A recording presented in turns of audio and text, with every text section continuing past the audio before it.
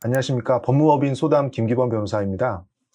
이번에는 어떤 변호사를 만나면 좋을지, 어떤 변호사를 선택하면 좋을지 의뢰인의 관점에서 제 의견을 말씀드리겠습니다. 첫째, 변호사가 직접 사건을 수행하는지 여부를 확인하셔야 합니다. 모두 그렇다는 건 아닌데 어떤 변호사 사무실에서는 상담 자체를 담당 변호사가 아니라 사건 사무장이라든지 직원이 하는 경우도 있습니다. 이런 경우 보통 상당히 많은 확률로 해당 변호사가 직접 서면을 다 쓰신다거나 아니면은 재판에 직접 다 출석하신다거나 하는 경우가 아닐 수도 있습니다. 전부 그렇다는 말씀을 드리는 건 아닌데 서면을 직접 변호사가 쓰지 않거나 하는 경우도 좀 있다는 것입니다. 왜냐하면 이런 경우에 사건을 담당하시는 변호사가 따로 있고 서면을 쓰는 변호사가 따로 있는 경우가 있기 때문입니다. 변호사가 직접 상담도 하고 해당 사건에 대해서 의뢰인과 소통하면서 서면을 작성하고 직접 재판에 출석하는 경우가 가장 좋습니다. 제 경험은 그렇습니다.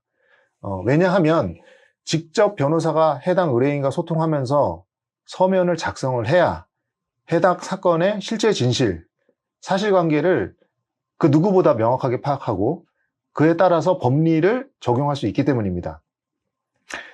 이를 사건 장악 능력이라고 표현합니다. 사건 장악 능력이라는 게 해당 변호사가 해당 사건에 대해서 얼마나 잘 알고 실체 관계를 꼼꼼하게 파악해서 재판에서 주장할 수 있는지, 이걸 사건 장악 능력이라고 합니다. 이 장악 능력이 사건의 승패와 일부 관계가 있다고 저는 생각합니다.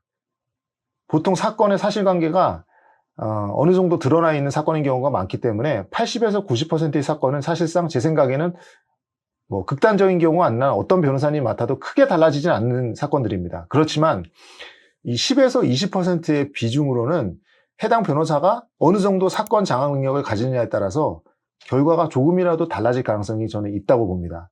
제 경험상 그렇습니다. 그래서 이러한 예외적인 경우에 들어갈 가능성을 조금이라도 줄이려면 사건 장악 능력이 있는 변호사에게 사건을 위임해야 합니다. 사건 장악 능력이란 제가 거듭 말씀드리지만 해당 사건의 상담부터 서면 작성 그리고 재판 출석까지 이 전체 순환 루프에 있어서 한 변호사가 직접 수행하는 경우를 말하는 것입니다. 그래서 사건의 수행에 있어서 해당 로펌이나 법률사무소의 규모는 사실상 그다지 중요하지 않습니다. 자신의 사건을 맡은 변호사는 많아봐야 1명 내지 2명에 불과하기 때문입니다. 그리고 그러한 경우에 있어서 큰 로펌의 경우에는 어떤 로펌의 경우에는 서면을 그 담당 변호사가 작성하지 않는 경우도 있거나 아니면 서면을 작성하는 변호사와 재판에 나가는 변호사가 다른 경우도 있다고 저는 이제 들었습니다. 그러한 경우에 전부 다 그렇다는 말씀을 드리기는 어렵지만은 사건 장악 능력이 조금 차이가 날 수도 있다는 게 제 생각입니다. 그래서 되도록이면은 거듭 말씀드리지만 서면 작성도 직접 그 변호사가 하는지 그리고 해당 재판도 직접 그 변호사님이 나가서 다 주장을 하시는지 여부까지 확인하실 수 있으면 좋습니다. 수임 단계에서 이런 부분들을 한번 좀 물어보시는 게 좋습니다.